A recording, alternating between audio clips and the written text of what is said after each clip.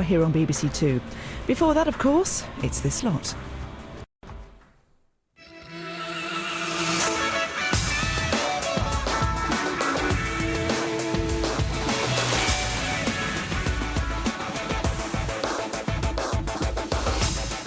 Tonight, Compo takes me for a spin in a car from his youth. Richard tries to drive a fast car without crashing.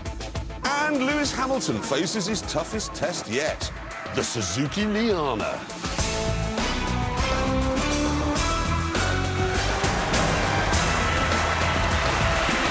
Thank you very much.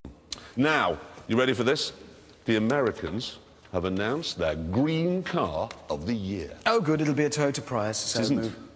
Electric thing? It's a Prius Toyota. Nope. It's going to be a Prius, so... It isn't. I've got a photograph of it here. There you go. That's not a Prius. No, that's Whoa. a 6-litre V8 Chevy Tahoe. That's a green car I'm of the year. absolutely not joking. No, it's a hybrid. They put a tiny, weeny little electric motor in it somewhere. There you are, that's a hybrid.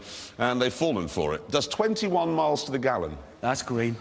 It is very green. Actually, the funniest thing is the judges for this, OK? Do you want to know who the judges are? The American Green Car of the Year. One of them was Jay Leno. Oh, he hates cars. Yes, apart from his large collection of Ferraris and Porsches, he hates them. Yeah.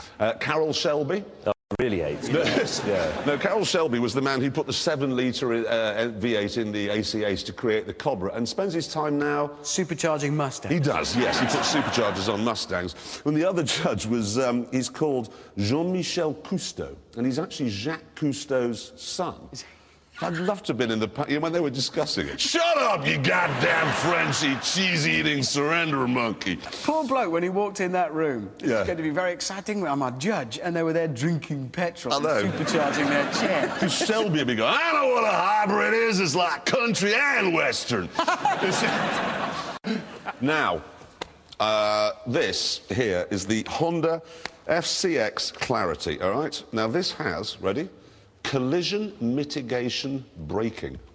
Brakes. Yes. They call it. You actually analyse what collision mitigating braking system means. It doesn't mean brakes. However, this is one of the most important cars ever launched. It's actually got a hydrogen fuel cell, so the only thing that comes out of the back of that, all that comes out is water, HHO. That's it. It's completely zero emissions, and really astonishing. The hydrogen fuel cells are actually extremely clever, much better than batteries, because the fuel cell stack in that develops 100 kilowatts. It is, and that's, well, that would be enough like for 100, your house. Yeah, well, it would be 100 electric fires, but in my house, I mean, even if you put lots of stuff on, like the immersion heater, the cooker, the telly, the central heating... Your electric curlers. My electric curlers. A gramophone. And the giant, flashing, illuminated neon picture of Freddie Mercury. All of that. So that would add up to what? Well, no more than 10. No, and the point of this car is that not only is it a proper car, drives around like a normal car, but if you could plug that into your house, well, it would actually power a whole street. Easily. And only produce water. The only real problem is that, the only thing that we haven't got yet is a hydrogen filling station. And the other thing, of course, is that storing hydrogen is tricky, but they're working on ways to make it so you can store it on bits of metal. And actually, that brings me on to something.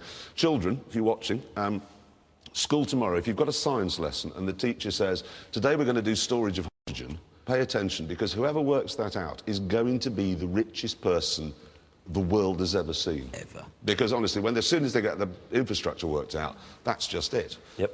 So if you're watching this in Saudi Arabia, time to break out your camel. It's back to carpets for you. Right, there, that's the end of the news. So let's move it on.